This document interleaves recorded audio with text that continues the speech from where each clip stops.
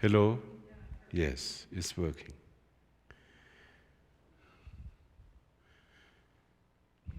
Good evening. I hope everyone is well. And so tonight, I thought first we begin by doing a Heart Sutra, and then I will give a Dharma talk, and then we will begin meditation practice. So first, 8 auspicious noble prayer.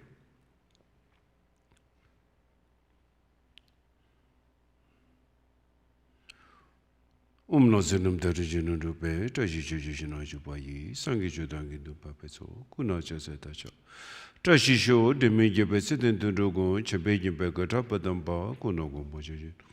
Lumbo darbazara bedane, simjadam jalagong to bebe, ism the bazar de, tenzum de beta shi bebe, they were jubayi lojas.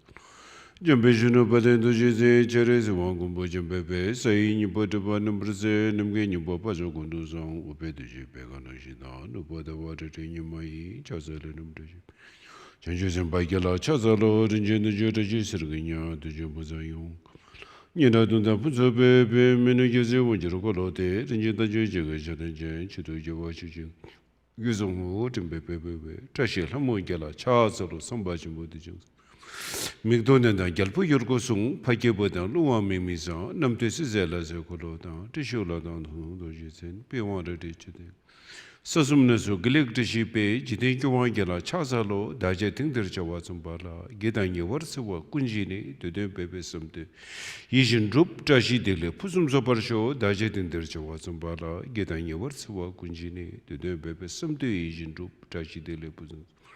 Dajating der Jawasum Bala, Gidan Yawarsawa, Kunjine, Dude Bebe some Asian Rup, Tashi de Lepusum, so Parashu.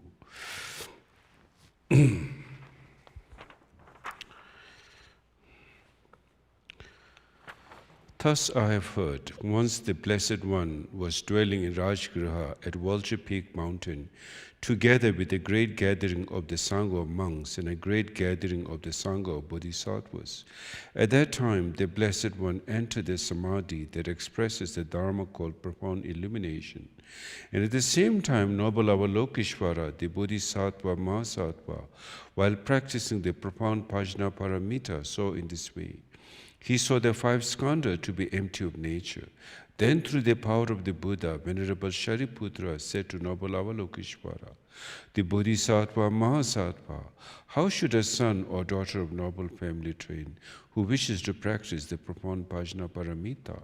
Addressed in this way, noble Avalokeshvara, the Bodhisattva Mahasattva, said to Venerable Shariputra, O Shariputra, a son or daughter of noble family who wishes to practice the profound Pajna Paramita should see in this way.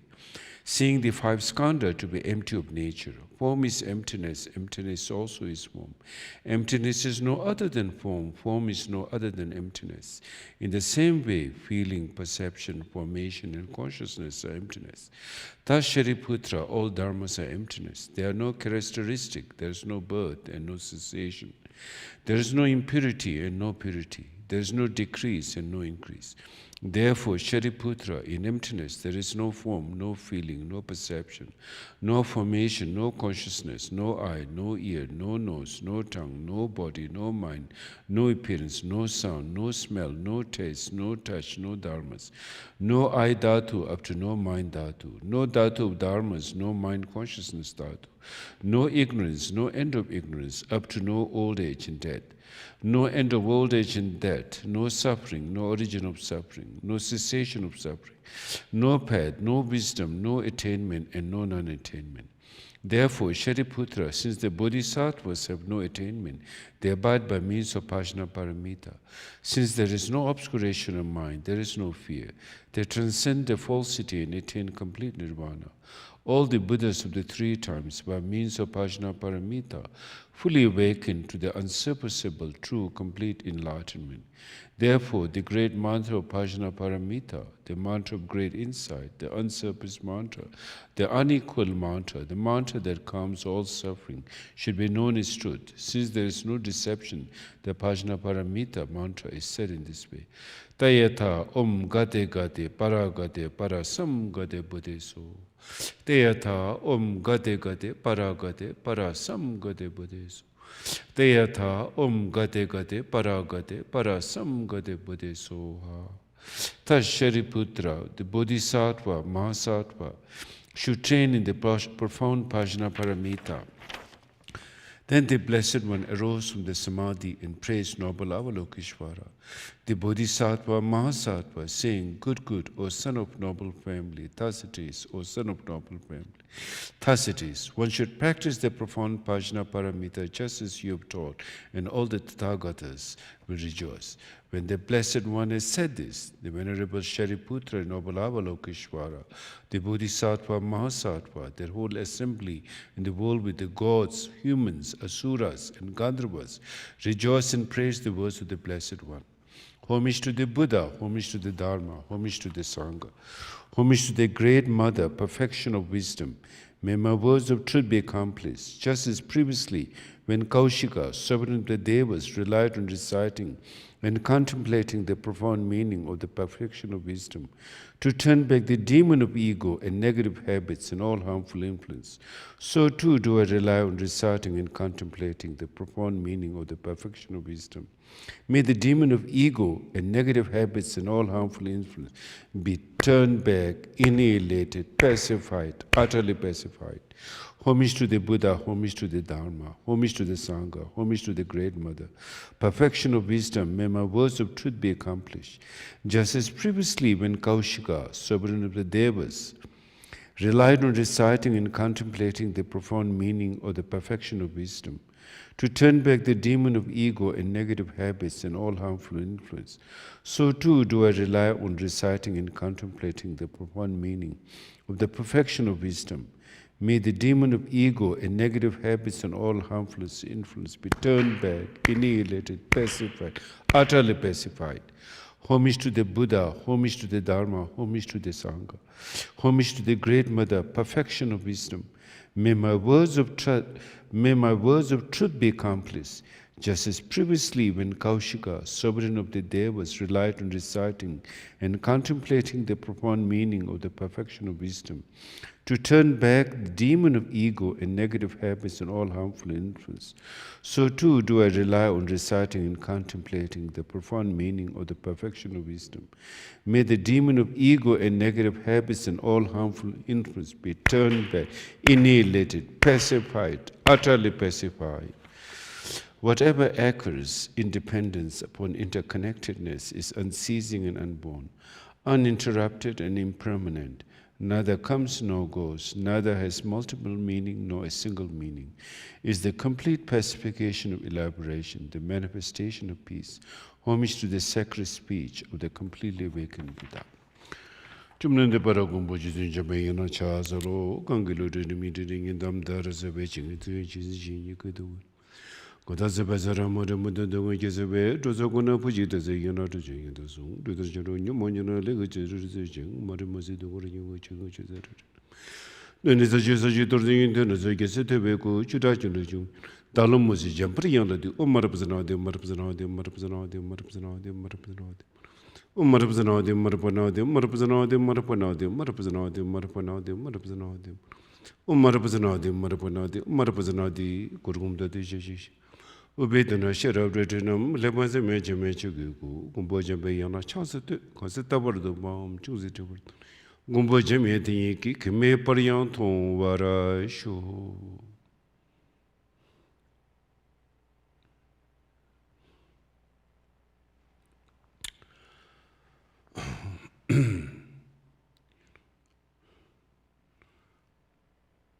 Palensevella Marimbochi, Dagage would have been made.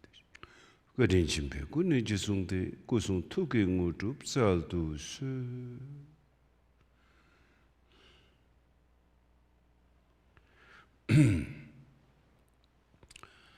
So let's begin our session today with altruistic motivation. So whether you hear the Dharma or whether you study, reflect on the Dharma, or whether you practice others, sadhana practice or meditation practice, the most important thing at the beginning is to have the altruistic motivation. And what that means by altruistic motivation is that whatever I do,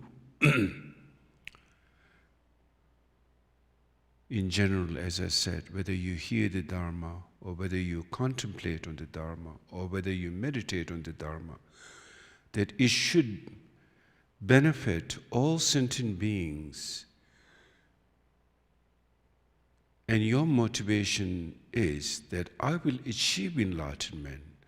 I will strive towards enlightenment. And once I transcend from my ignorance and achieve wisdom, the attainment of enlightenment, then at that time I could benefit all beings, infinite beings, those who are vastest number as the space pervades. My motivation pervades equally to the space where all beings are, wherever beings are, that I will come back again and again, no matter how long it takes, no matter how much number is that, without complaint and with the strength that I will come back to free even one single being who is still trapped in this cyclic existence. I will come back. That motivation is like the king of the motivation, is the supreme motivation, because that motivation leads someone to out of samsara.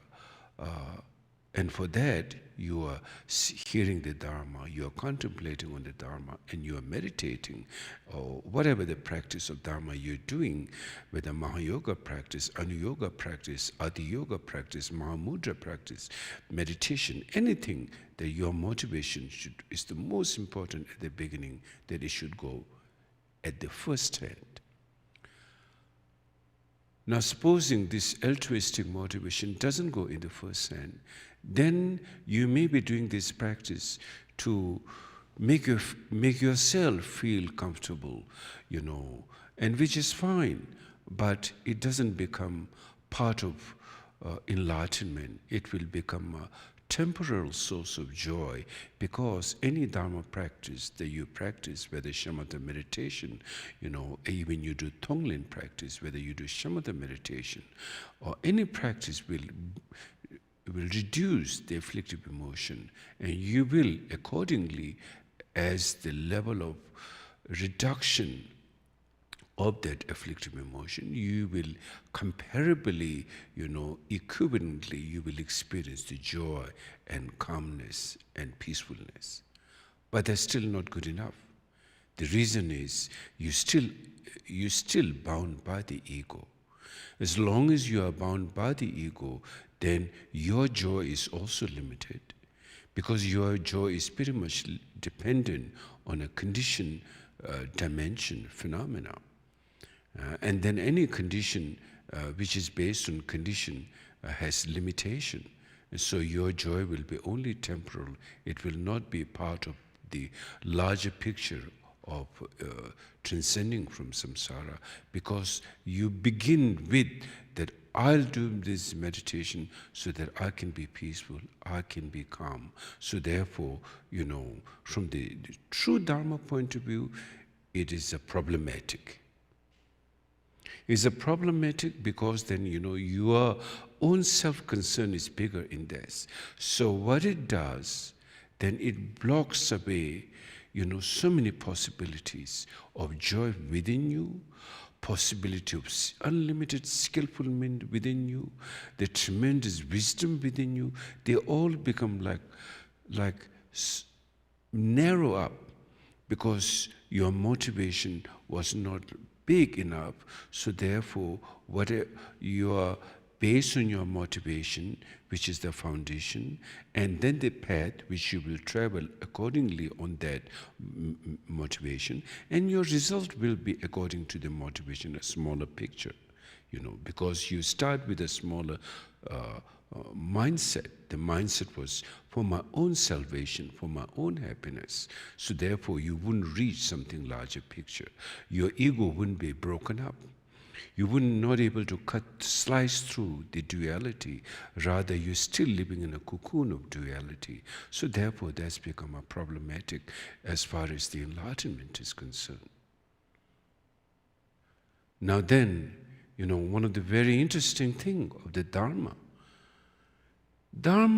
practitioner, whoever claims to be a Dharma practitioner, or whoever is doing Dharma practitioner, yes, you're doing for happiness. There's no question of that.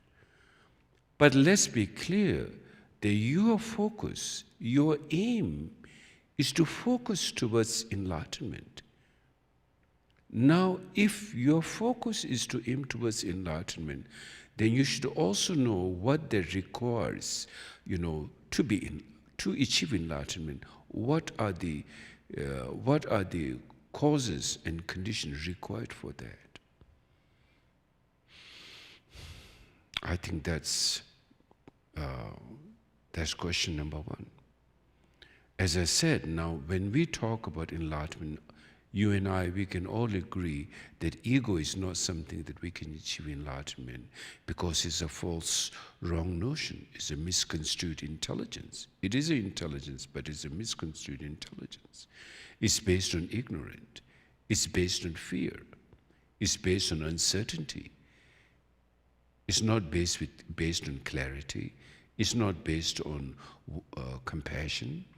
It's based on simply egoistic mind, which is a very narrow mind, and is based on ignorance, which is darkness. So how, any mind which lives in that kind of state of mind can never achieve happiness, can never achieve peace of mind, because it's based on living in a darkness. Supposing, if we don't have electricity or any kind of light, then we are walking or driving, we will go into a lot of accidents. Likewise, that's what's happening, accidents in life. We're facing a lot of accidents every day. And those result are consequence of that is suffering and pain and uncertainty.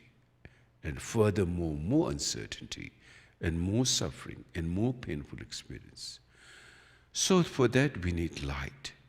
Only the light, seeing clearly, seeing reality, can bring the situation under control or make it clear, so that we wouldn't be breaking our toes and limbs and legs and hands, but rather we can move with clarity and confidence, and with clarity seeing our destination. So therefore, motivation is extremely important, the bodhicitta motivation, which very clearly, we have seen in so many teaching of the Bodhicharva Avatara teaching, and recently Chris Monson gave the teaching on the practice of Bodhisattva, and the way of the practice of Bodhisattva. So all of those, those who have got those teaching, or those who have got the Bodhicharva Avatara teaching, you can clearly see that if you are seeking absolutely permanent happiness, then there is one mind, that fundamental, you can say, cause, which can bring the effect of permanent liberation and happiness, is bodhicitta. Without that, it's impossible at all to achieve enlightenment. So, therefore, when you do any kind of practice every day in your home or in the center or in your workplace, motivation is really, really important. So compassion, and furthermore, when we talk about compassion, which goes furthermore deeper, like bodhicitta mind, then Shantideva explained that, compassion or the warm-heartedness or the bodhicitta mind, or let's just say compassion in English, is the mother of enlightenment. Without compassion, you will have no possibility of achieving enlightenment. You have no possibility. Let's not talk about enlightenment. Even temporal happiness you will not achieve, Shantideva explained. Only through that warm-heartedness, the four immeasurable practice of bodhisattva, that warm compassion, that is the source of all our happiness, our temporal happiness and our permanent, absolute happiness. It comes from that mind. It does not come from ego mind. It does not come from any other mind. Neither it comes to the extreme of eternalistic mind, nor it comes from the extreme of nihilistic mind. It's come from seeing the reality clearly, So therefore we go through a lot of practice. The primary thing is bodhicitta.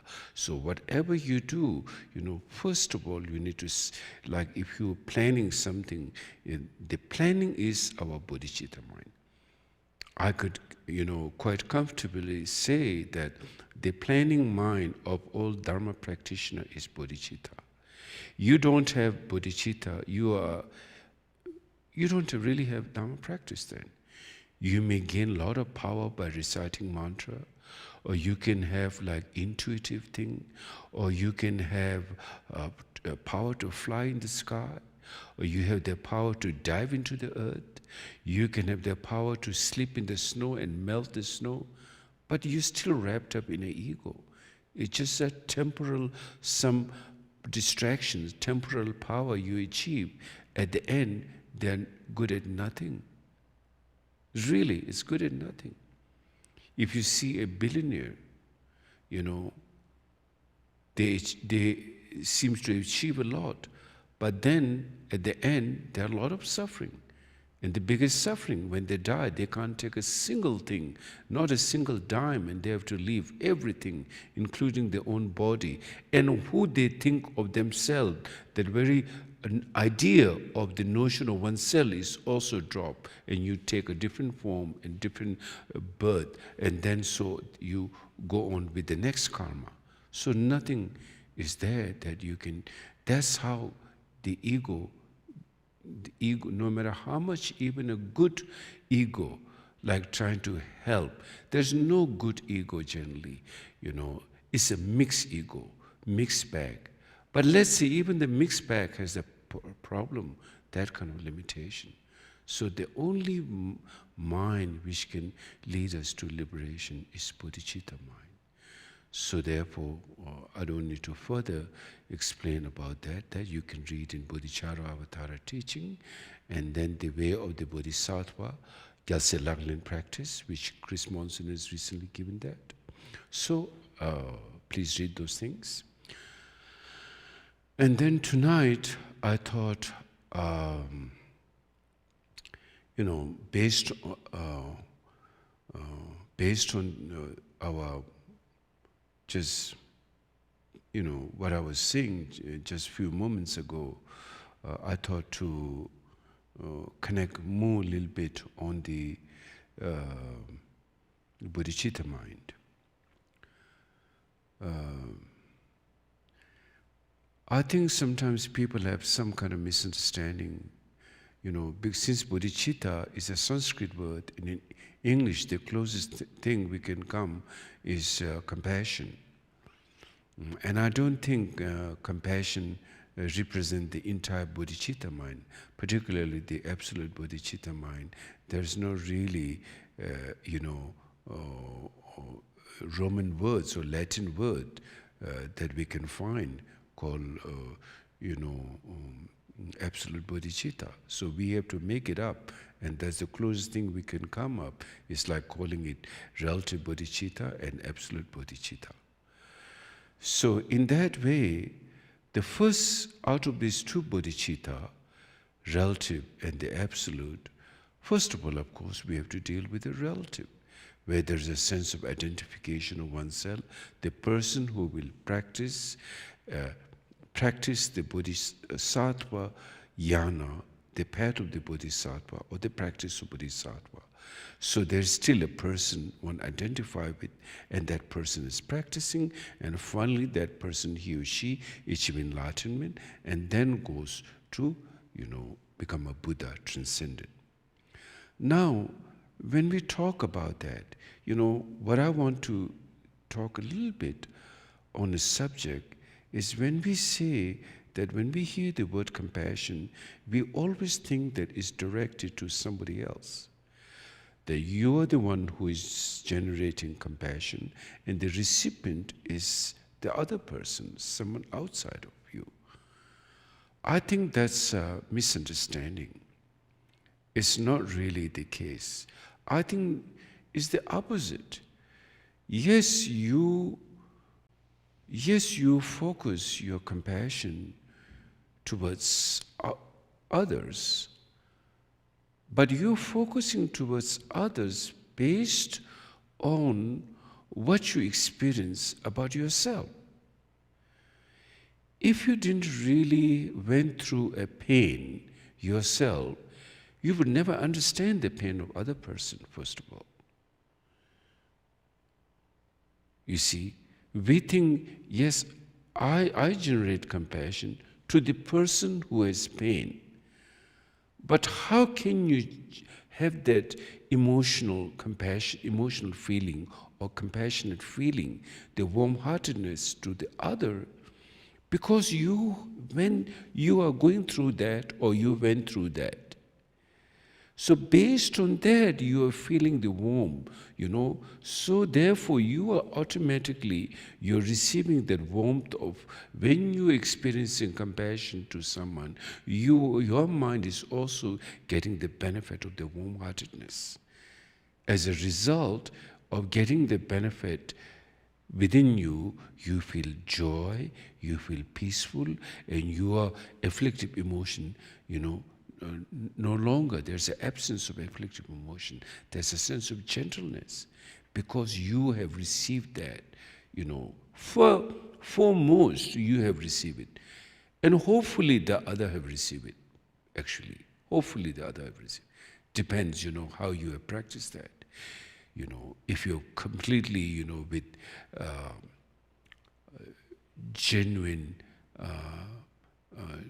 deep sense of love and compassion, then yes, other will receive it. And we see when we practice, kindness and compassion, others love that, others feel that.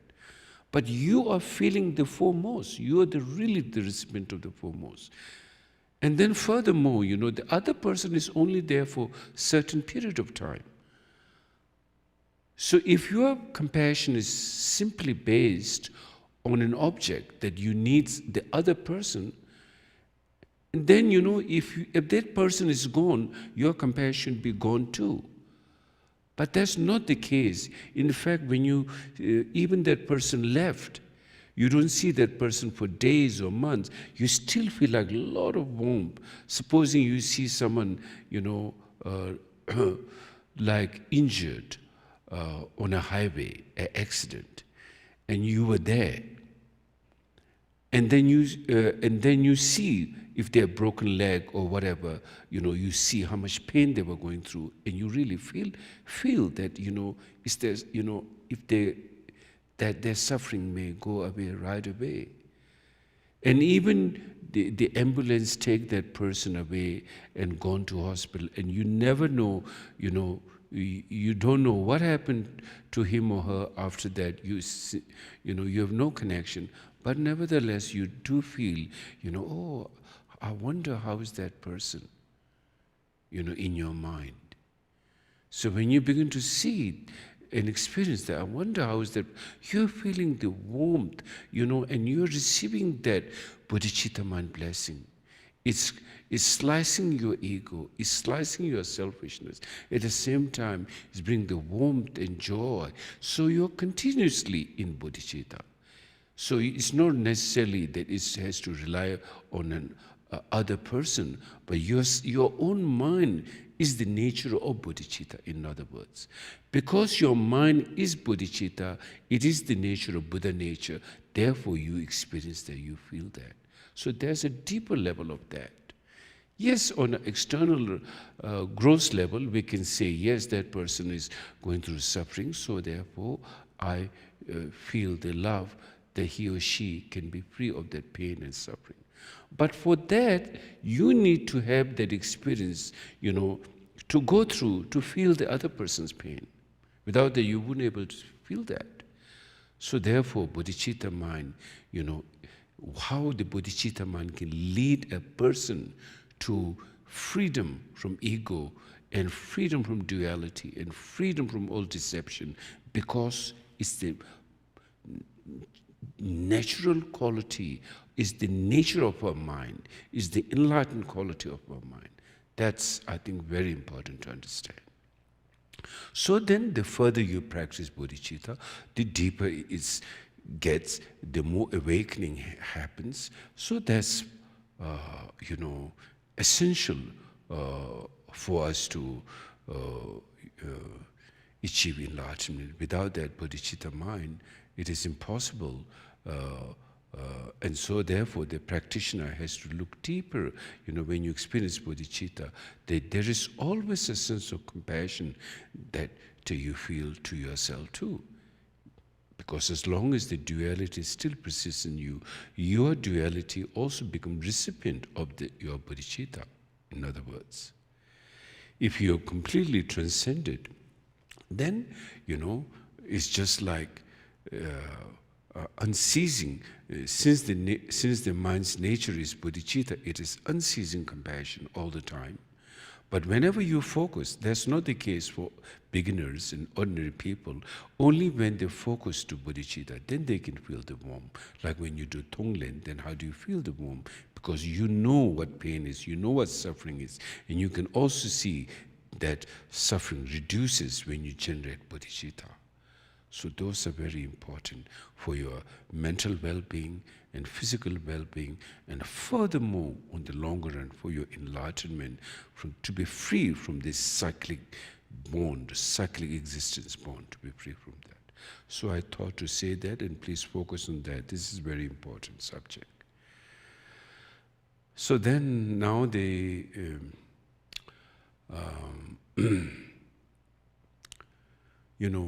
generally in Dharma practice, when we describe ourselves as Dharma practitioner, what do we really do? There are three main practices that, in order to transform our mind and create the right condition, and which will be supportive towards our goal of happiness and freedom and liberation. And those three are called Shila, Samadhi, and Prajna. Those three things. Shila is ethics, and Samadhi is meditation, and Prajna is wisdom. So it's, as far as the Shila itself and the meditation itself, and then the knowledge itself is not exclusive for Buddha Dharma, it also exists in other traditions. I would think it exists in Hinduism without any question, and then also in Christianity. So for example, there's ethics, ethical values, that's common to Buddhism and other traditions. Then there is meditation. Shamatha meditation is common to Hinduism, and to a certain extent, I would think that in ancient Christianity, there must have been meditation practice, though it is not very much. Today, focus in Christianity is not much on meditation, though there may be, I don't know, but it's somehow nothing like what's in the meditation teaching of Hinduism or Buddhism, and particularly Buddhism. And then also, like as far as the Vipassana is concerned, Hinduism has Vipassana too. Now there's a difference of the same three things unique to Buddhism, which is called Lakwe Lapa, Sutimke Lapa, Lakwe Lapa, Tingizinge Lapa, Lakwe Lapa, Shirapke Lapa. Extraordinary ethics, extraordinary meditation, and extraordinary wisdom, prajna. Now what makes it extraordinary is the wisdom of shunyata. Ethical in relationship to shunyata, and meditation in relationship to shunyata, and then of course prajna in relation to shunyata, you can say. That makes the three practice, the ethic and the meditation and the prajna, extraordinary in the Buddhist tradition. Because if you look at the teaching of emptiness, it's not in the theistic teaching at all. It's only in the non-theistic teaching. So therefore, that's what makes the non-theistic tradition versus theistic tradition. So therefore, this particular ethics, for example, though ethical practice is very important, and traditionally, in whether it's in the Europe or whether it's in Asia, still to this day, there's a lot of respect for monastic tradition, like whether in the Christian tradition or Jewish tradition, or may not particularly, I don't know Jewish tradition as monastic tradition, but let's say a rabbi.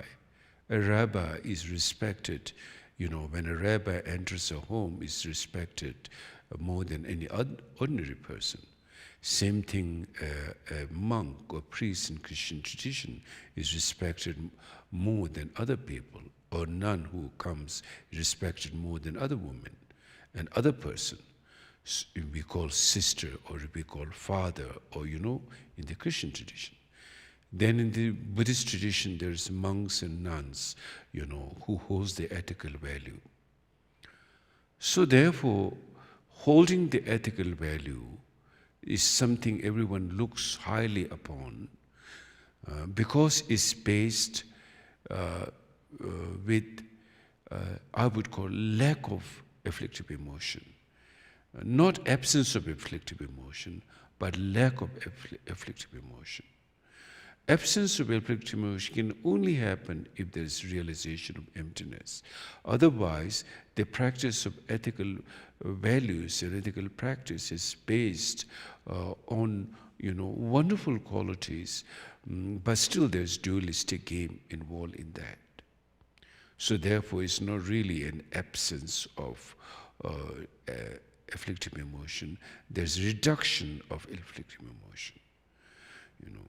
So, however, in generally, the ethics, and the concentration, you can say, someone who practices ethic, and someone whose mind is focused one-pointedly, and someone who is humble, and who take humility in ethical practice, that is to be respected in this world.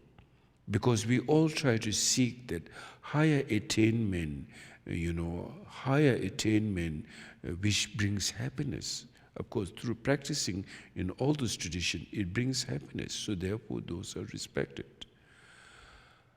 Now, the reason I said is a reduction of afflictive emotion is because when you are, let's say, like in the Buddhist tradition, someone who have like 253 vows, a monk or nun, and the novice have like, less of a vow than a full ordained monk, but still they're all like ordained monastic tradition,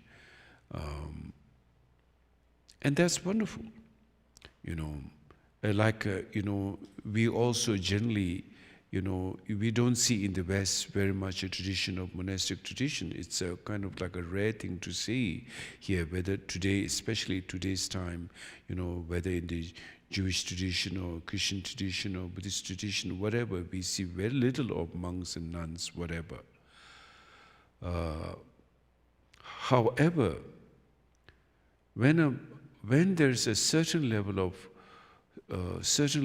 pride comes with that, without humility and without yes, I think humbleness and humility, probably the same meaning. But without humility, then it's become ethical become problematic. You lose the very point of ethical values moment your ego begin to take this spot. So therefore, is Sultim Chhoje, the Tibetan word, is like taking supreme pride in one's ethic. Oh, I'm a monk. For example, in India, there's caste system, Brahminism. And just because simply you are born in a Brahmin family, there are certain people of certain, quite a lot of pride.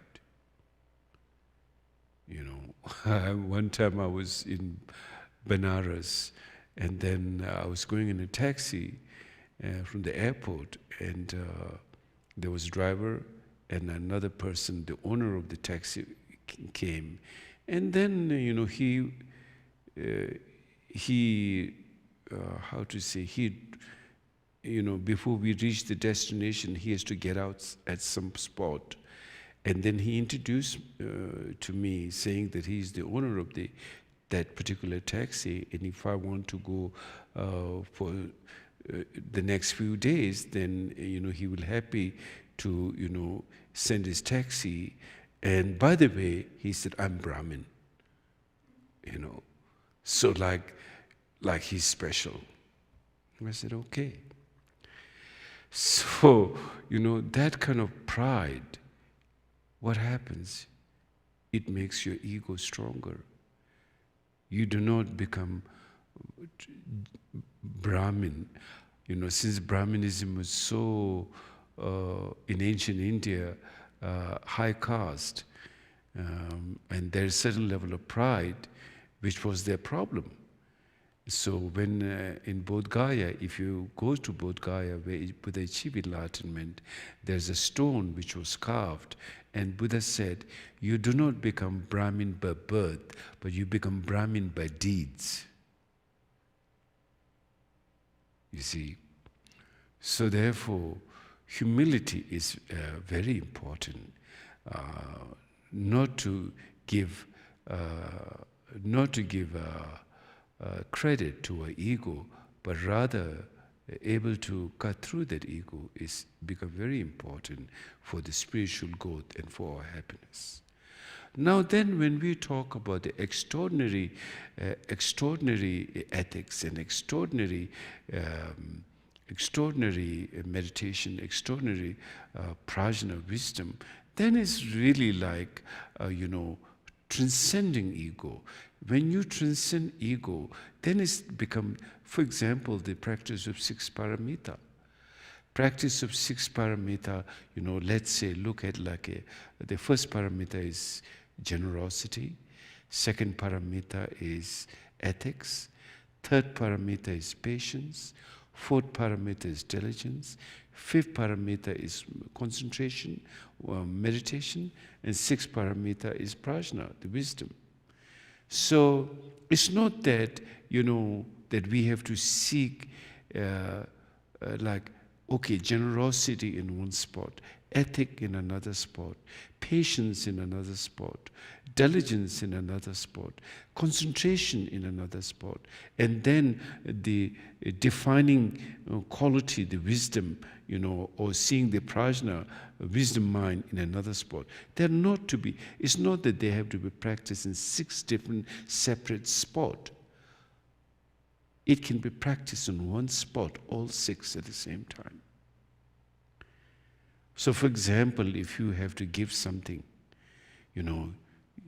there's which is generosity.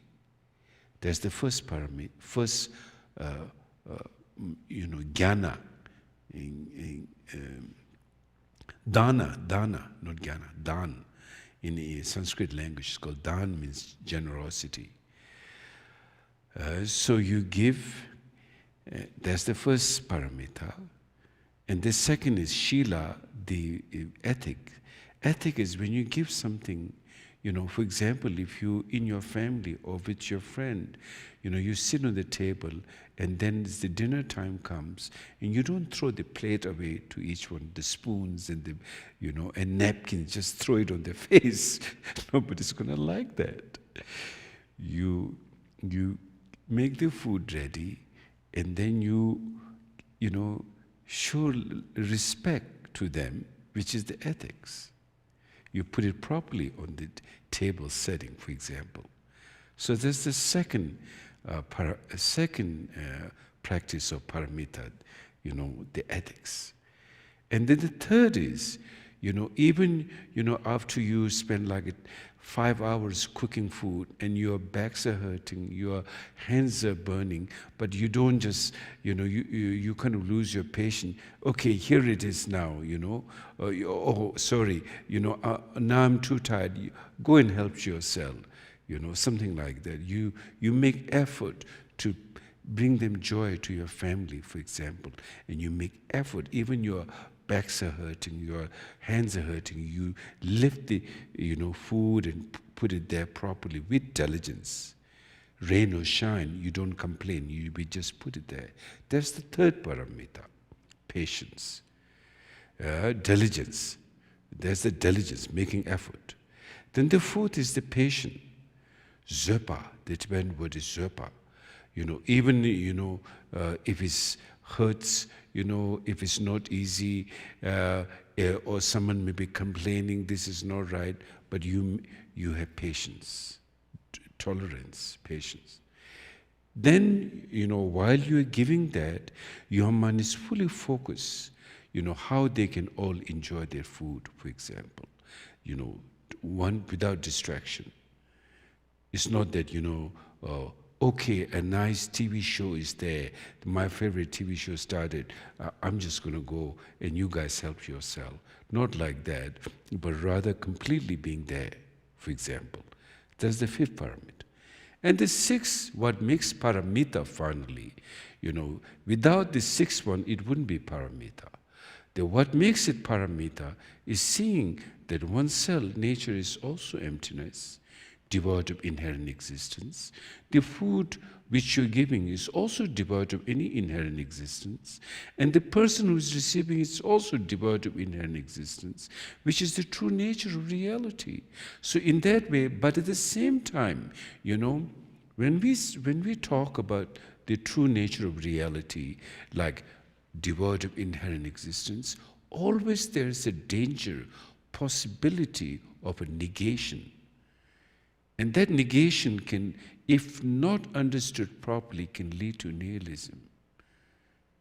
So therefore, there is a saying, those small-minded ones, if they hear emptiness, if they do not understand emptiness properly, they will be destroyed. Means they will fall into nihilistic view. Because, right now, the present problem is too much, trapped with the notion of ideas, this, that, and of course, we know that none of the ideas have any, basis. They all change. What you think today, tomorrow you may change your mind. So it's not that your valid idea is valid. It may be invalid tomorrow, for example. Likewise, like that. So therefore, we jump from valid to invalid, from yes to no, from something to nothing. That's how the mind shifts between this dualistic game. It cannot go beyond yes and beyond no. Either it has to be yes or it is no, or is something or is nothing, or is me or is you. You see, this is how the dualistic game plays. As long as one doesn't realize the true nature of emptiness, then we will always fall into these two camps, the dualistic camp. Yes or no, you or I, something or nothing. So when we first look, when we get into the negation, the one who is giving the food is also devoid of inherent existence. And the food itself, of course, when we look at the nature of all the food, atom, which is built on atom, it doesn't have fundamental reality. It's even the scientists today, they say it's a probability, means when you really look, there isn't anything mean. In other words, what they really mean, probability means it seems to exist, but actually it doesn't. That's the really meaning. Probability or dependent means this seems to exist, but actually when you look, there isn't. Really, then finally where it comes down to your mind. So your mind says rather than actually there, like your dream. Everything we see during the daytime, when we go to sleep, this seems to there, but actually, when you really look, it's not there. But then again, here's the danger. When you think it's really not there, then you fall into negation again. So emptiness is very, very deep. Emptiness is, it's a tough thing to crack, sort of. You got to sit a lot to really come to see the union of wisdom and compassion is called, So therefore, so how you're learning about this nature of emptiness is you're learning through the practice of meditation. So you're learning, the first step of meditation is the shamatha meditation. In shamatha meditation, the way you learn about meditation, there are different methods. The whole point at the end of the day, so to speak, or at the end of the tunnel, there's a light, or at the end of the day we have resolved. That is that we have to approach this, the way to approach seeing the true nature of reality is by of course, through the different means. And how long do you, and the means is, and the means is based on how much your mind is inclining towards something object as something independent or completely frivolous, nihilistic. So if your mind is falling into that nihilistic state of kind of like a negation, nothingness, then you need meditation. Because you are extreme. In fact, it may be frivolous, it may have gone completely out of control, but it's still fallen into an extreme, you see. Therefore, that kind of mind needs awareness, meditation to bring it back. On the other side, there's a mind which is like caught up in ego. Ego is a clear example of eternalistic. In fact, that is called eternalistic. Something you see as actually not there, but believing, there. That's called ego. Ego is like that. Like, just see your dreams. How much you identify things in your dream, even they're not there. You cry, you make love, you cry, you laugh, you climb, you fall down, and you break your legs, and it's serious, and you see a snake, and it scare the hell out of you, and then you see, have all kinds of nightmares, and you have all kinds of joyful things, and each one of them have an impact on your mind, because you believe those are all real, even they are not really real. Your mind is trapped in seeing, your mind put things in its habitual compartmentalize. Oh, this image fits here, this image fits here, always like that. So you're ready to, divide things and put it in its compartment. So when you really look into it, it is that notion of takzin means denzin, Tibetan word is denzin, means seeing as real. Seeing is real to something which is unreal, but seeing is real. And that's how we build our habits and our mind. And then, how we live 24 hour a day. cycle of day and cycle of night. Moments, certain thoughts arise of certain person, it just enrage your mind. And moments certain things come, it kind of like you feel attachment. Moments certain things arise, you feel jealousy. And this is how our minds get wrapped up in that. So now, if you have done a practice of meditation, it's like you have a break. Normally you don't have a break, your mind just goes wild. So those who have some level of practice of meditation, it's like car with a brake and car without a brake. Car without a brake will be tragic, and that's the life of samsara. Car with a brake, at least you can pause and see. So therefore, when you do your practice of meditation, first thing in the morning, or you're just, when you're opening your eyes, you went through the dreams, you're very much with your mind at that time. In some way you can call your sixth sense mind. You're still in your bed, your eyes are still closed, or whatever, And then you begin to look at your mind, and you see all those thoughts arising, and then you can recognize your thoughts. They will just like a waves come and dissolve. Doesn't happen to us all the time. We are just one with the thoughts, and it just goes into past, present, future, just like totally get lost. And that is example, and that's what happened, and that's example, and that's what happened 24 hours a day.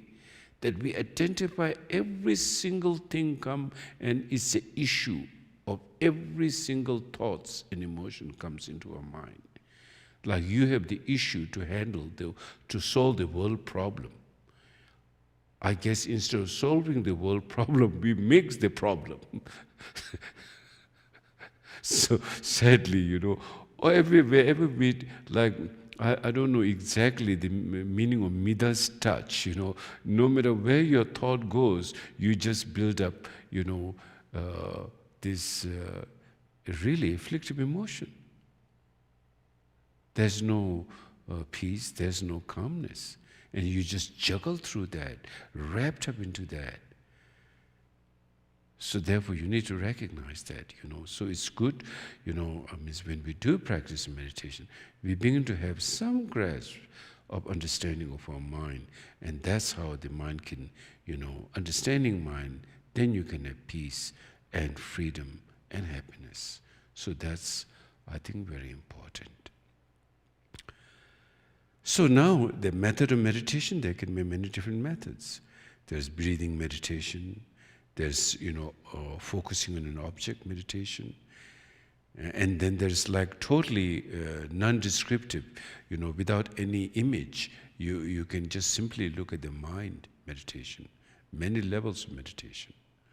So those people who have difficulty in concentration, if their minds are wavering all the time, then, according to the practice of shamatha meditation, like there's object meditation. In Tibetan word, there's called senche gejine and tseme gejine. One is like object meditation and one is objectless meditation. So in the object meditation, you can visualize a statue of a Buddha or Padmasambhava or Tara, like an inch, and then about like a meter from you, which is very bright and heavy. Bright and heavy. So the reason the heaviness is concerned, it brings it brings the mind down to earth, as we say, down to earth, brings the mind to settle down. From the wavering mind, which is uncontrollable, you will able to bring the mind to settling. So therefore, you visualize the statue like a little bit heavy, And if it's a Christian, they can meditate on a statue of Jesus or Mary or something like that, similarly statue like that. But generally in the Buddha Dharma, one would visualize a Buddha statue, a little heavy, so to have the mind settling down. And that not just then, the second part is, and to visualize is very bright, so that to awaken the dullness of their mind. One is to bring their mind down, and one is to see the clarity of their mind. So you see a bright statue and heavy statue, and then that's it. You just focus to that. That's it. You don't expect. You should not expect. Because if you expect, okay, now what am I going to get? I think, in a materialistic society, we always look at what's for me. In fact, ego is a materialistic society from immemorial time. So it's nothing new. It's just that you have today more collection of, clothes and more varieties of style, more fashions. That's the only difference. But believe me, our mind inside has so many fashions, so there's no lacking of any kind. But so therefore, bright and heaviness.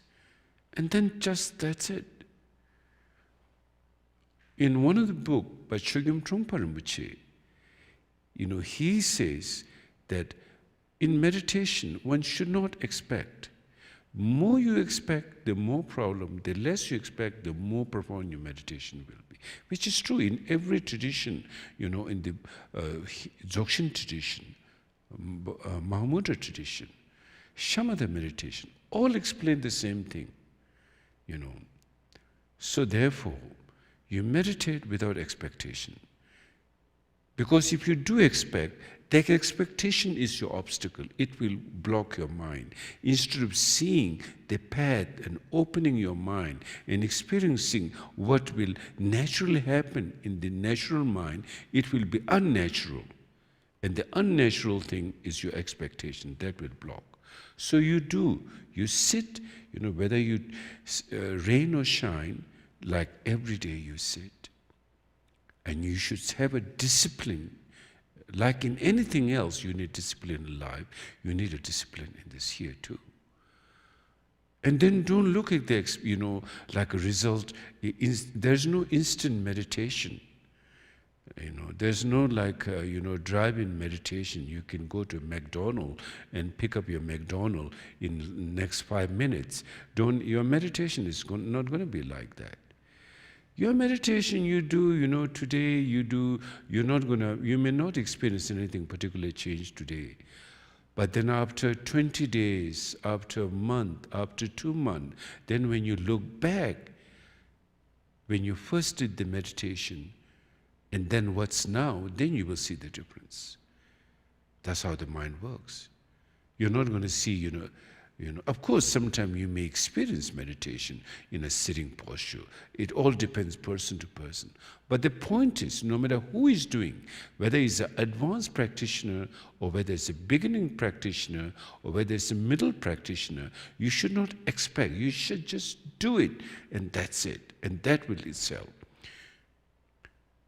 It's like when you eat food, you don't, first spoon you put, and you don't expect a tremendous fulfilling, Okay, one spoon will fill me up for the next 30 days. You don't eat like that. You just enjoy the food. You just eat 1 spoon, 2 spoon, 3 spoon, and then at some point you get filled naturally. And you don't even think about it. The only thing you say, oh, I've eaten too much. I didn't know I ate that much, So you should also do your meditation, You just do it, and without expectation. Then the result will come at that time, but without expectation. So that's another important thing. Then there is the breathing meditation, that which we do, focusing on the breath, which is semi-object and semi-non-object. You're focusing on the breath, which is an object, but at the same time, breath is not like an object of statue or anything particularly, so it's more like, between half-half, sort of object and non-object. And then there is tsemme, means, no object at all, just simply, watching the mind itself. So you can do whichever fits you well in your home, like that. So I thought to explain that tonight in our meditation practice. And so now let's do a meditation.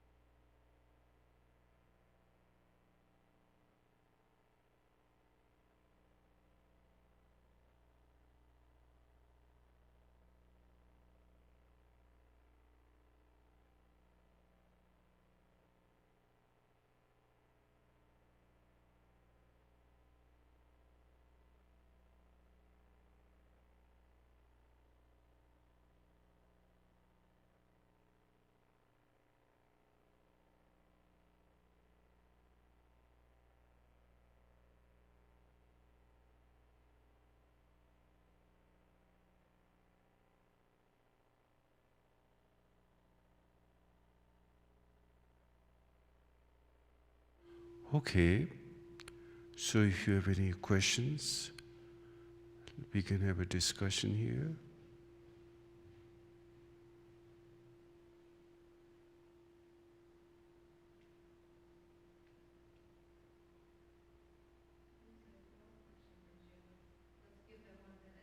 Hmm?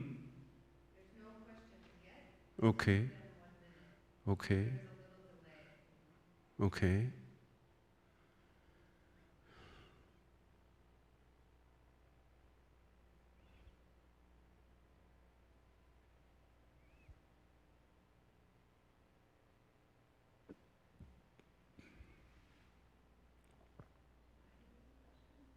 Hmm?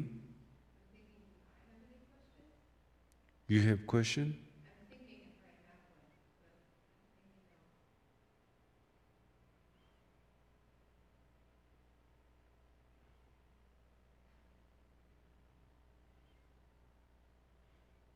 So I hope everybody understood the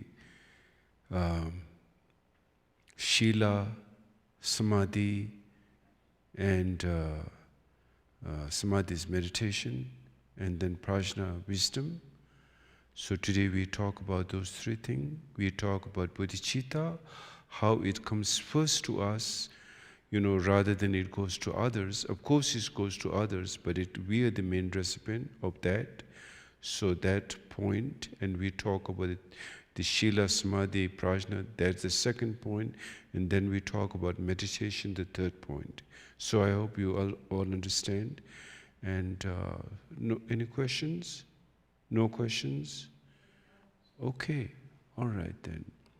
So please, think about what I taught tonight, and then let's do a world peace prayer now. Oh, okay.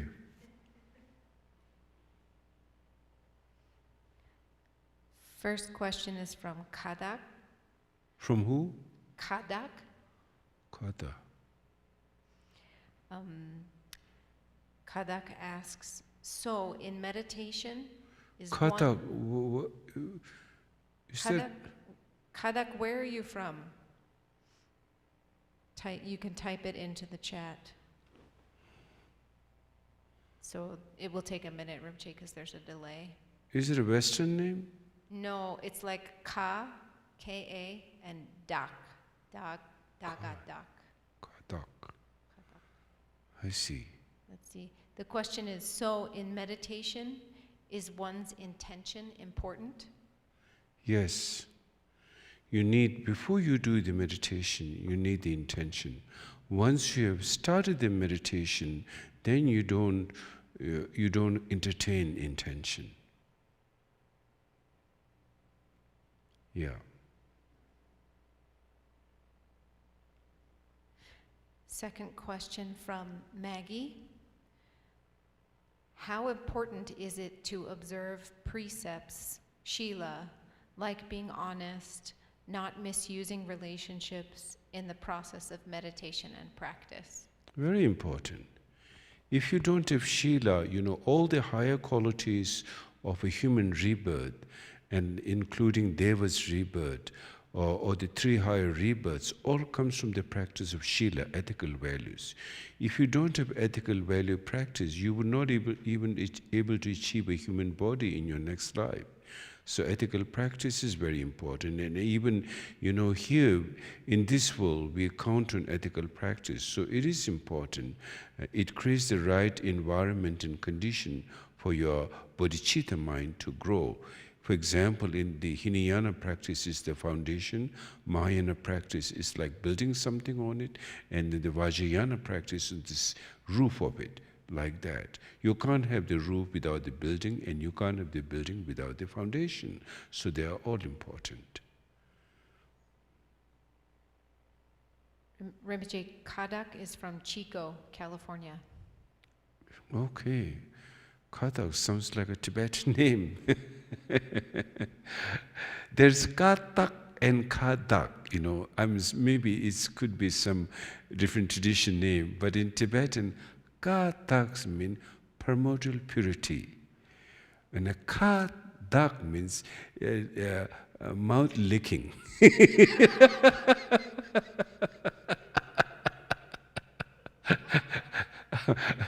Anyway, thank you for Katak for asking the question. You know, when you first do the meditation, you need to generate bodhicitta mind. Yeah, bodhicitta mind. That, you know, I'm doing this practice of meditation for the enlightenment of all being and including myself. That mind has to go first. Once that mind is gone first, then you just know the actual practice of meditation. Then you just, if it's shamatha, you do shamatha. If it's, mahamudra, you do mahamudra. It's dzogchen, you do. Then you don't entertain thoughts. Then if you do entertain thoughts, then you are just simply going up after conceptual. Then that's not, you lose the point of meditation. But it's important at the beginning, and in the middle is the actual practice. At the end, you dedicate the merit. Yeah. Kadak says it's Kadak Gyurme. Katak Gyurme, yeah. It's not Kadak. Katak Gyurme. Katak. Ka is not Ka, it's Ka. Katak Gyurme. Katak means primordial. Gyurme means unchanging, primordial. It basically refers to primordial mind. Wonderful name. Okay. Rinpoche, there's a question from Jordan. He asks, Rinpoche, how should we skillfully deal with the potential violence and unrest that could potentially ensue when election day occurs? You see, we all need bodhicitta mind. As also, we're in a democratic country, we're in a free country. So people should choose who they want to vote. But once the vote is been, voted, right? Once you vote the vote, is that the right way to say?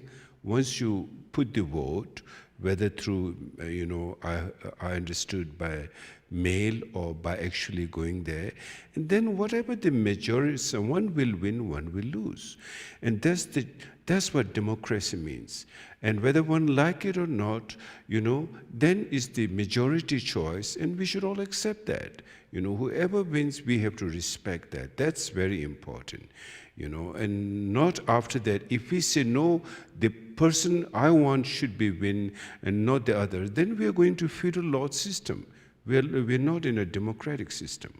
Democratic system is we have to respect the will of the majority. That's how, genuine democracy means. So then there'll be peace, and, let's move forward in our life. If we say my candidate has to win and not the other, then if we have that kind of mindset, we are going to war, the bloodshed. And that's not the right how democracy should function. Democracy should function with peacefulness, that, everyone respect the will of the majority. That's my understanding of how, and I think that's what important, that whoever wins. For example, I personally never get involved with politics. When I'm in Ladakh in India, I tell, if I tell people to vote for this person, I do have influence there. I never say that. Role of a Lama is not to be involved in politics, because politics is basically attachment and aversion in some way. Of course, there can be good politics too. I'm not saying politics is bad entirely. We have good system. In America, it's one of the best system, democratic system. But I always tell people, vote. Before you vote, you think carefully who you want to vote. And then once you vote, then you have to respect one will lose and one will win. And then, you should have all peaceful, not fight after that. It's like holding a grudge. There is no point holding a grudge for the next 4 years. And then, sometimes friends split, family split, relatives split, the society split. That's a terrible thing, We're just engaging in a very wrong side. So I would say that everyone, whoever wins, let's respect that. If the majority's will, whoever that is, whether it's the person you wanted or whether it's the person you don't want it, and let's move forward, and that's the way. Rinpoche, someone asks, but what if they cheat? That I don't know. That's not good. Definitely. Democracy should be fair, cheating shouldn't be there. Yeah, that wouldn't be, that'll be entirely different thing. I think that's the Supreme Court has to make, I guess. I don't know. I have no idea about how things run. But my idea is that democratic means majorities will, one will win, one will lose, and we all have to respect that and move forward with our life. Yeah. And not fight. Because moment we think my one should be the one, then we have to go to war, bloodshed. That's the only way how system work, the ancient way, when there is one king taken over by another one without democracy value, it's like always there's been majority time is a bloodshed. That's what happened. That's not today. I think it shouldn't be like that. Rinpoche, the next question is from Pia. She asks, do you study emptiness by reflecting on emptiness in meditation? Or is it the understanding of emptiness, or is the understanding of emptiness a result of shamatha meditation? Say that again. Do you study emptiness by reflecting on emptiness in meditation? Or is the understanding of emptiness a result of shamatha meditation? First of all, shamatha meditation is the beginning level of meditation. Beginning doesn't mean that it's just like for kindergarten. It's a very advanced practice of meditation. I mean, if you look at your mind, the mind which is wavering all the time into past, present, future, never being still. If you do find a mind which is still, how much peace you will have. It's like, if there's a light candle and the winds are blowing from all directions, then the candle wouldn't survive. It's too much obstacle. But if you put like a cover on a glass, then no matter how strong the wind is, it will maintain the light and we can all see. That's how profound the practice of shamatha meditation, meaning calm, abiding state. It brings you the peaceful and calm, abiding state. Once your mind is calm, abiding, then you can able to see things clearly. And that metaphor of see things clearly is the vipassana, means extraordinary insight where you're able to see the true nature of reality or phenomena, subjectively and objectively. That is the nature of emptiness. So it will lead to the next stage, which is vipassana of emptiness. Now, as far as the emptiness practice itself is concerned, it's important to go through. After shamatha, then comes the vipassana. Vipassana is the extraordinary insight which is introduced by the teacher at that time, which requires at the beginning, some level of analytical,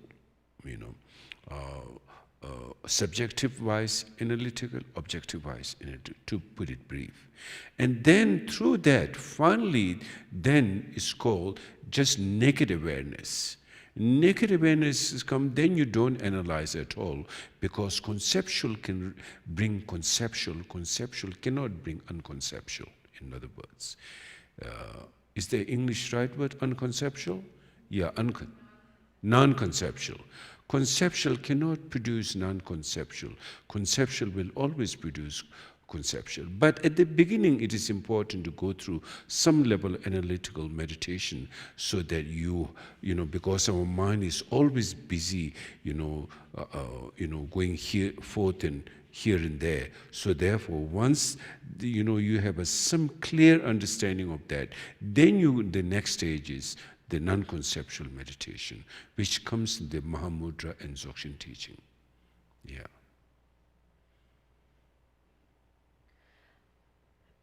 Rinpoche, there's a question from Carol. She said, Rinpoche said there is ethics, wisdom, and meditation. So how do you achieve wisdom? Wisdom is through shamatha, Ethics create the right condition. For example, I just used the example, the foundation of a building is the ethic. Then bodhicitta mind is the house. Then the vajrayana is the roof, for example, the emptiness, so to speak, the ultimate realization. But you can't have that ultimate realization without properly advancing or creating the right kind of environment and conducive environment. It's not possible to create. See, for example, first of all, you need a human body also. How do you think human body came into existence? Your body came in this existence not without a cause. There is a cause. Your body, present body, a human rebirth, precious human rebirth, and that causes tremendous ethical practices you have done in the past. The values you hold highly, respect, love, care, compassion, warm-heartedness, tremendous discipline. And accumulation of many of that is what gives you the birth of a precious human rebirth instead of a bug, instead of a fish, instead of being octopus, instead of being, something which is a low level of body, even they are beings, object of love, but they don't have the possibility to understand deeper meanings such as ethical values, such as compassion. Very, very little, only maybe to their, kids, children, but not to other creatures and other beings, So therefore, what makes this special embodiment of wisdom and compassion that can be only achieved on a precious human rebirth is because due to your ethical practice and accumulation of the merit for life to lifetimes is finally given you, we say once in a million lifetime, you got this precious human body, really once in a million lifetime. But not all human body is precious. We also see a lot of negativity is performed through being born as a human. We see them, sometimes there are more destructive things done by humans than even animals. The most animal can kill in a lifetime is what? Maybe, they only kill when they are hungry. They don't even bother. But we can go and kill so many people without any reason through our greeds, environmental degradation, all kinds of things, animals and, many things can be destroyed through our aggression, through war and all kinds of things. We can kill millions of people. We can make a missile and drop a bomb and kill tens of thousands of people, which animals cannot even do. So therefore, this body that we have achieved, you can make it a great or you can make it terrible. You have the potential to do both. So we need to be focused very carefully so that, in even temporal happiness, if it comes through warm-heartedness and compassion, then let's not talk about further and further in life to lifetimes until enlightenment requires so much more merit and bodhicitta mind. It's impossible, just getting a precious human rebirth by wish fulfilling. It's not going to happen.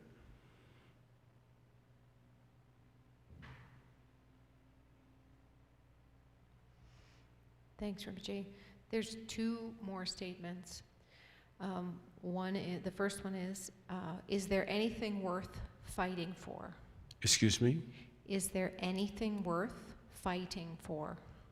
Anything worth fighting for? Anything worth fighting for? Fighting for? Yeah. Well, yes, you definitely. Your inner maras to fight. You have to be a warrior to fight this afflictive emotion and vanquish this ignorance. That's the ultimate battle that you need to, if we call it a battle, if we call it warrior or heroism, that's the one that we have to become heroism from, overcoming this inner enemy.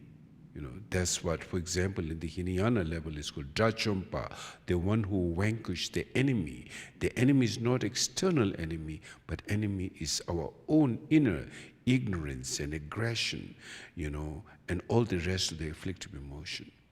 For example, Shantideva, in his teaching, Bodhicharya Avatara teaching, he explained, If you kill all the enemies, you will have, the time will never come, ceasing enemy. But if you kill your anger, you kill all the enemy. I think Mahatma Gandhi said, if an eye for an eye is the answer to resolve our problem, then the whole world will become blind. You see, those are very profound meaning. So we need to kill our own anger, and that's the one we need to fight for. Then once you've destroyed the 3 poison inner enemies, you have destroyed all enemies. You become enlightened. Yes. Every day when you do your, when you do your Tonglen practice, when you do your meditation, you're fighting those forces. And at the beginning, those forces are strong, but then at some point, then you become equal. Then further and further, then the positive side become victorious, and negative side, get weakened, and then you totally become victorious over them. That's called, victorious one, enlightened one. The person who asked that question says, "Thank you, Rinpoche." You're very welcome. Then there's one more comment. The comment is, Rinpoche, I think this is in response to the comment about cheating, about what to do if one side cheats in the election. The comment is, Rinpoche, they are already bringing guns to the voting sites. Oh, that's very sad. We should all really, this is decadent time.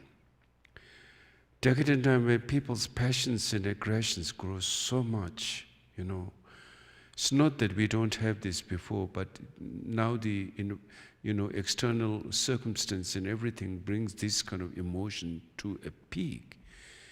And really, it's a very sad thing. This is all predicted by Padmasambhava, from 8th century, that decadent has a 5 meaning: decadent time, decadent beings, decadent life, decadent view, and decadent afflictive emotion. I think. Yeah.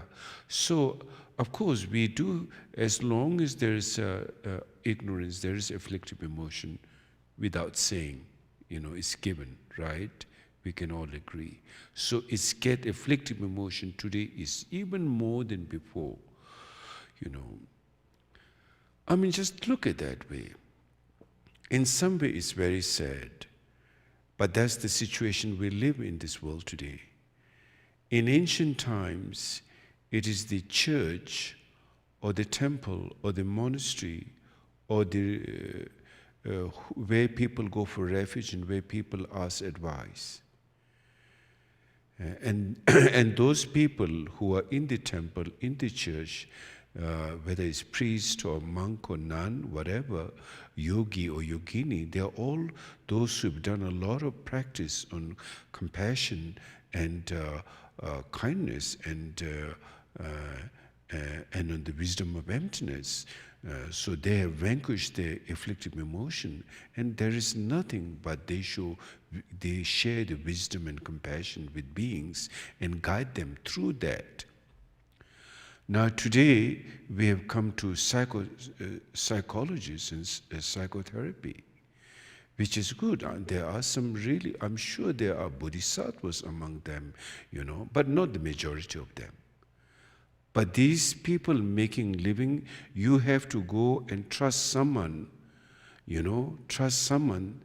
that they themselves sometimes go through, a problem. They don't know how to handle themselves, because they haven't really developed bodhicitta mind, compassion. It's not really, they haven't practiced compassion. So when you are counting your whole healing to a stranger who is trained like, if you see A, then deal with this and deal. Mind doesn't just work like that. Mind is not like a one-way street. It's very complex. It brings tremendous warmness, compassion, and wisdom. And as I said, don't get me wrong, there are some, very good psychology, psychotherapy. But overall, what I'm saying, that we have to go and trust a stranger, just give like $100, $200. And then, how do they know our mind? Neither they themselves have practiced wisdom, nor compassion. So this is another sign of decadent. My point is, this is another sign of decadent. And then also in ancient times, whether it's the practice of medicine, all doctors in India and in Tibet, in Tibet particularly, they do practice of Dharma practice. They do practice of compassion. The whole how to heal, from the inner level to outer level, there's all different level of training. But today, though there are some wonderful doctors, and I know some really great doctors, but there are also some really bad doctors who just see you as you take your car to a mechanic. Even there are some wonderful mechanics also, who are really very kind, but some bad mechanic will just rip you off, for example. So many are like that. Between a compassionate and non-compassionate, there are more non-compassionate one than compassionate. And these are all signs of decadence. Even you look at spiritual teachers. Let's not talk about others. Even those who are supposed to have practiced spiritual practice, how many charlatans are there? Who just give you all kinds of wrong thing and have not a single clue of warmness or compassion or any knowledge. Let's not talk about wisdom. Even compassion is lacking. The charlatans are there. That's also a sign of decadence time. And then environmental degradation, another sign of decadent time. And then I think now we've seen this pandemic. Whatever the cause of this pandemic, nobody knows. Maybe some people know, maybe they don't know, we don't know, I don't know. But it's another sign, all kinds of, we know that in this world we possess really some terrible weapons today. We possess terrible chemical weapons, we possess chemical, biological weapons, needless to say, nuclear weapons, and all kinds, we have all kinds of weapons. In fact, we are building in more and more and more, and really now I understand what it means, armed to the teeth. Like it's not enough what we have, now we need more and more.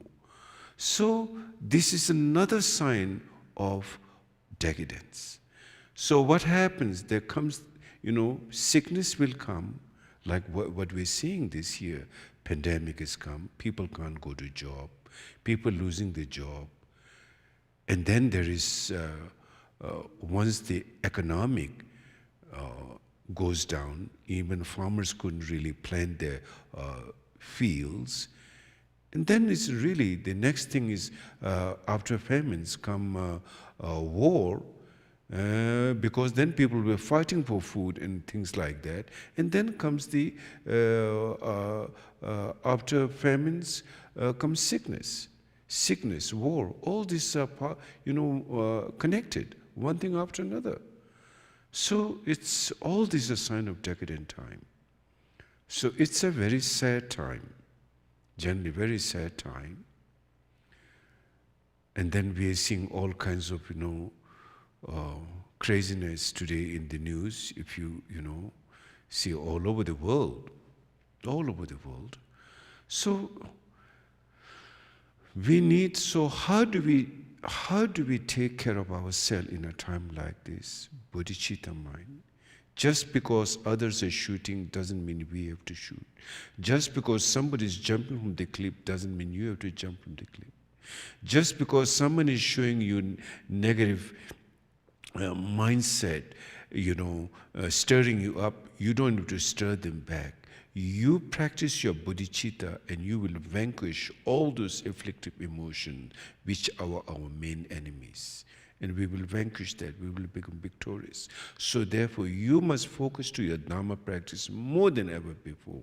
And particularly the Vajrayana student, practice, pray to Padmasambhava. It's the most powerful, and of course your meditation, compassion, all of those essentially very, very important and powerful when you do that today. I think there is more power in the Dharma today than earlier, because it says when the passion burned like fire, the power of the Dharma also is equal to that, more powerful than that. So we live in a time like this. Yeah.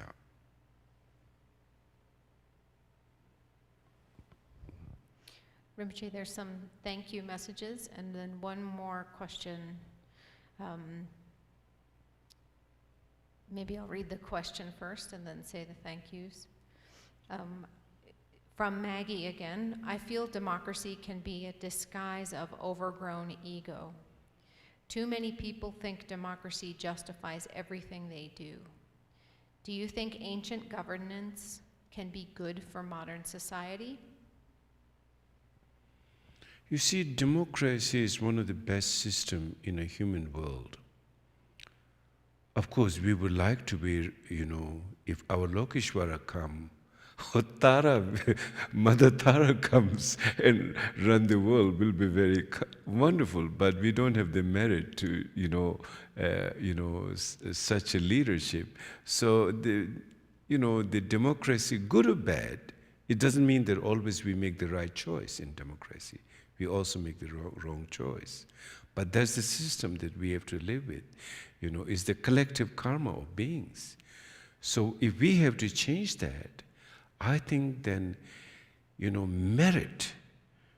Bodhicitta mind has merit, afflictive emotion is demerit. If everyone practices bodhicitta, their merit will gain so high and strong that they will attract and bring the right kind of system and leadership. When everyone is like violence and aggression, then we bring the wrong kind of thing. Yeah, because we lose the good merit.